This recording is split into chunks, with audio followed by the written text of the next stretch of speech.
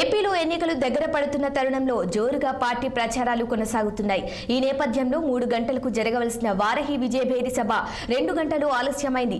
పవన్ కోసం వీర మహిళలు, జన సైనికులు, ఉమ్మడి పార్టీ నాయకులు, కార్యకర్తలు ఎదురు చూస్తున్నారు. సభ అనంతరం రోడ్డు మార్గంలో పవన్ భీమవరం వెళ్లి రాత్రి అక్కడే బస చేయనున్నారు.